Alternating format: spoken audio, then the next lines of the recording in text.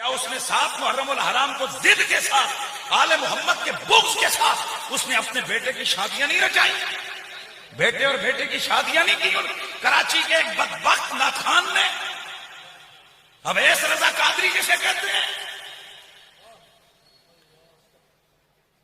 جی مجبوری، تیری بیٹی بھاگ رہی تھی۔ کراچی کے ایک بدبخت ناخان نے اویس رضا قادری جسے کہتے ہیں جی مجبوری، تیری بیٹی بھاگ رہی تھی۔ الحمدللہ رب العالمین والصلاة والسلام علی سید الانبیاء والمرسلین، اما بعد فاعوذ باللہ من الشیطان الرجیم، بسم اللہ الرحمن الرحیم، السلام علیکم ورحمۃ اللہ تعالی وبرکاتہ۔ اس وقت میں اپنے سنی مسلمان بھائیوں سے مخاطب ہوں۔ اب بارہا میں کہہ چکا ہوں کہ میں سوشل میڈیا کو پسند نہیں کرتا، نہ میں اس میں شامل ہوں کہیں، کیونکہ سوشل میڈیا پر جو خبریں چلتی ہیں نا وہ بڑی مسالے دار ہوتی ہیں، وہ پتہ نہیں کتنے جھوٹ اور سچ مکس ہو کے وہ جب جاتی ہے تو کئیوں کے لیے پریشانیوں کا باعث بن جاتی ہے۔ تو میں اپنا یہ اخلاقی فرض سمجھتے ہوئے اور اپنا ایمانی تقاضا سمجھتے ہوئے کچھ وضاحتیں آپ کے سامنے پیش کرتا ہوں۔ نہ مجھے کسی نے کہا ہے، نہ مجھے کسی نے کوئی پریشر کیا ہے، یہ میرا اپنا ذاتی فیصلہ ہے۔ سب سے پہلی بات تو یہ مشہور ہوئی کہ جناب اویس قادری نے اپنی بیٹے اور بیٹی کا نکاح جو ہے محرم میں کیا، جو کہ جھوٹ ہے، سراسر جھوٹ ہے۔ یعنی کہ پھر میری بچی کے بارے میں بھی کچھ لوگوں نے جو ہے وہ، خیر ان سے میری گفتگو ہی نہیں، ان کے لیے تو میرے علماء کافی ہیں انشاءاللہ، اللہ انہیں سلامت رکھے۔ تو یہ بات مشہور کی گئی، حالانکہ یہ جھوٹ ہے۔ میرے کسی بیٹے یا کسی بیٹی کا نکاح محرم میں نہیں ہوا، اور دنیا نے دیکھا ہے الحمدللہ 11 مارچ شب معراج میرے بیٹے کا نکاح ہوا اور ہزار لوگوں نے شرکت کی اس میں، سب جانا۔ اس طرح میری بیٹی کا نکاح ذوالحجہ کے مہینے میں ہوا ہے، 8 اگست کو، ذوالحجہ کا مہینہ تھا، اور اس کی تو ابھی تاحال رخصتی بھی نہیں ہوئی بھائی، اس کو بھی وقت ہے، دیر ہے اس کو۔ تو یہ کچھ وضاحتیں تھیں جو میں نے کر دی۔ البتہ یہ تھا کہ میرے بیٹے کا جو ولیمہ تھا نا، وہ تاریخ تھی 2 اگست۔ یہ میں آپ کے سامنے کارڈ پیش کر رہا ہوں، یہ تاریخ، یہ کارڈ دیکھ سکتے ہیں، اس میں لکھا ہوا ہے 2 اگست۔ لیکن 2 اگست کو کیا ہوا تھا؟ لاک ڈاؤن پورے کراچی میں، سب کچھ بند، کاروبار بند، مزارات بند، اسکول کالج سب بند، ہال بند، یہ سب کوئی ڈھکی چھپی بات نہیں، سب بند ہو گئے تھے۔ تو یہ ہمیں کینسل کرنی پڑی۔ تو یہ ہے کارڈ کی سر ورق، جس پر ہم نے یہ یوں اسٹیکر لگایا تھا، یہ یوں، ٹھیک ہے۔ اس کے اندر پھر کارڈ ہے، اور میں کارڈ بھی آپ کو دکھائی دوں تاکہ ان لوگوں کی زبانیں بند ہوں جو معاذ اللہ مجھے کہتے ہیں میں نے، معاذ اللہ سما معاذ اللہ، مجھے کہہ رہے کہ میں نے جان بوجھ کر جو ہے وہ اس مہینے میں رکھی ہے، استغفر اللہ ربی من کل ذنب واتوب الیہ۔ یہ دیکھیں، یہ کارڈ نیا چھپا ہے۔ ہر کارڈ جس کو میں نے کارڈ کیا، اس کارڈ کے پیچھے ایک کارڈ ہے، یہ دیکھیں، یہ پرانے کارڈ ہے۔ اس میں دیکھیں کیا تھا، سنڈے 2 اگست، یہ نظر آ رہا تھا۔ پر اب یہ تو ہو گئی بات، یہ تاریخ تو میں نے پہلے کی رکھی تھی۔ اب یہ جناب 13 اگست کو کیسے ہوئی؟ تو بات اصل یہ بھائیوں، کچھ ایسے حقائق ہوتے ہیں جو لوگوں کو نہیں پتہ ہوتا، جو قریبی ہوتے ہیں نا ان کو پتہ ہوتا ہے۔ کچھ مجبوریاں ہوتی ہیں۔ اب لوگ کہیں گے کیا مجبوریاں ہوتی ہیں؟ تو میرے بھائیوں، میں اس موقع پہ یہ دعا کروں گا کہ اللہ تعالیٰ آپ کو ایسی مجبوریوں سے بچائے، کسی کے ساتھ بھی ہو سکتا ہے، کسی کے ساتھ بھی ہو سکتا ہے۔ میں الحمدللہ جانتا ہوں کہ وہ کام جو اگرچہ جائز ہو لیکن فتنے کا باعث بنے تو اس سے بچنا ہی احوط ہے، میں جانتا ہوں۔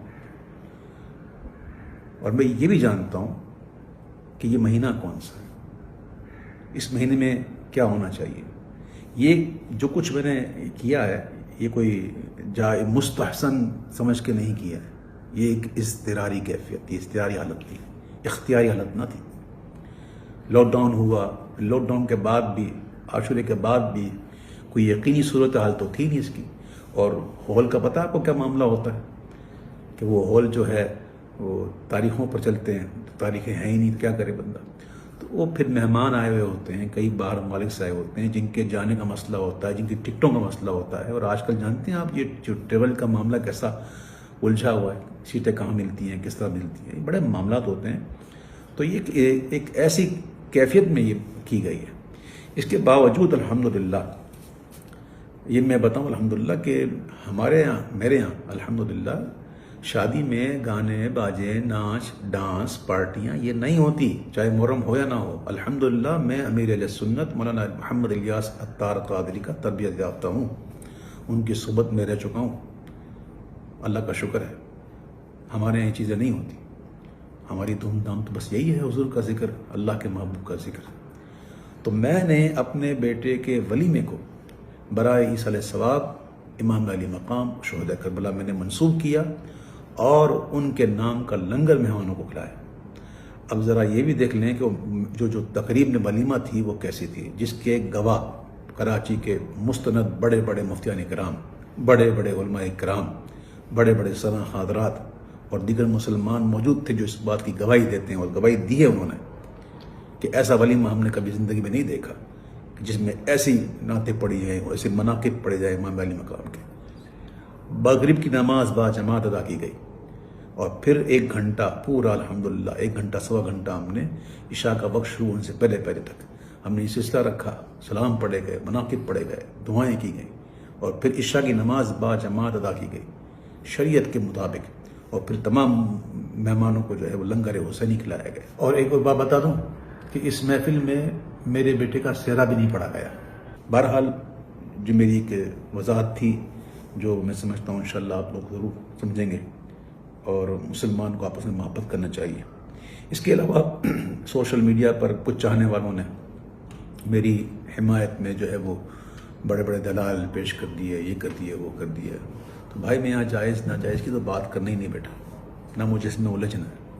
بس میں یہ سمجھتا ہوں کہ ماہ محرم میں یہ ایسی تقریب جو ہیں شادیوں کی یہ مناسب ہی نہیں، لیکن کچھ مجبوریاں انسان کی ہو جاتی ہیں. ہر سنی کا دل امام علی مقام کی محبت سے لبریز ہے، اور کربلا میں جو ان کے ساتھ ظلم و ستم ہوا اس پر دل مغموم ہے. اور یہ دل مغموم صرف محرم میں ہی نہیں ہوتا، یہ جب بھی ان کی یاد آ جائے. کیا آپ نے نہیں دیکھی کہ محفل میں منقب پڑھتے پڑھتے کیا مجھ پر دقت نہیں ہوتی؟ وہ کون سا محرم ہوتا ہے؟ تو بہرحال الحمدللہ اللہ کا شکر ہے کہ ہمارے دل میں ان کی محبت ہے. سید اعلی حضرت کہتے ہیں کہ جس کے دل میں غم نہ ہو نا ان کا، تو اس کو یہ غم ہونا چاہیے کہ غم ہے کیوں نہیں. تو اللہ کا شکر ہے کہ ہم اس ماحول میں پلے بڑے ہیں جہاں الحمدللہ اہل بیت کی محبت لائی جاتی ہے. تو میں عرض کر رہا تھا کہ میرے کئی سنی بھائیوں نے جو ہے ماشاءاللہ محبت میں آ کر بڑی معاملات کیے. تو میں ان سے ہاتھ جوڑ کر عرض کرتا ہوں کہ برائے مدینہ کسی قسم کی اس قسم کی کوئی تقریر یا کوئی آپ نہ کریں، آپ کی بڑی مہربانی. میں سادات کا ایک ادنا غلام ہوں، میں ان کے در کا ادنا فقیر ہوں. میری اپنی کوئی عزت نہیں، میں ایک ذلیل انسان ہوں. میری جتنی عزتیں ہیں سب ان کے نالین کے صدقے میں، حضور کے نالین کے صدقے میں. تو سادات کرام یقیناً اس قسم کی جو بناوٹی خبریں سن کر ان کے دل پر تو ناگوار گزرا ہوگا، اور انہوں نے جذبات میں آ کر باتیں بھی کی ہوں گی. ان کا قصور بھی نہیں ہے اس میں. اب میں نے حقیقت واضح کر دی، اور امید ہے انشاءاللہ یہ سادات جن گھرانے کے وارث ہیں نا، جن گھرانے کے یہ منسوب ہیں، ان کی تو گھرانے کی شان ہی درگزر کرنا ہے. تو یہ اپنے اس فقیر کو انشاءاللہ ضرور درگزر کریں گے. میری وجہ سے آپ کی دل آزاری ہوئی یا کسی کی بھی آزاری ہوئی تو میں ہاتھ جوڑ کے آپ سے معافی چاہتا ہوں. مجھے معاف کیجیے گا. میرا حال اور میرا مستقبل جو ہے، میرا جو ماضی ہے وہ آپ جانتے ہیں کہ میں کس ماحول کا پلا بڑا ہوں الحمدللہ رب العالمین. تو یہ کچھ گزارشات تھیں، جو معاملات تھے، میں نے یہ عرض کر دیا. اور ایک اور بات کرنی تھی کہ چونکہ یہ ایک مجبوری کے تحت کیا گیا، تو کوئی اس کو دلیل نہ بنائے، یاد رکھیے گا. اور اس کو دلیل بنا کر کے جناب ہم بھی کریں گے، نہ، یہ کوئی روایت بنانے کی چیز تھوڑی ہے. اللہ نہ کرے آپ کے ساتھ کوئی ایسا مسئلہ ہو، کوئی مجبوری ہو بھائی. یہ تو میں نے کہتا ہوں یہ بالکل مناسب ہی نہیں ہے ان دنوں میں. تو آپ کبھی بھی اس کی پیروی مت کیجیے گا. اور حضور وہ امام علی ہم ہونا چاہیے، لیکن ایسا کہ اسے سوگ نہ ہو. سوگ ہمارے یہاں جائز نہیں ہے. میں پھر ایک بار پھر اپنے تمام ان لوگوں سے کہ جو دن کے دل جو ہے وہ دل آزاری ہو جن کی، میں ان سے ایک بار پھر معذرت طلب کرتا ہوں.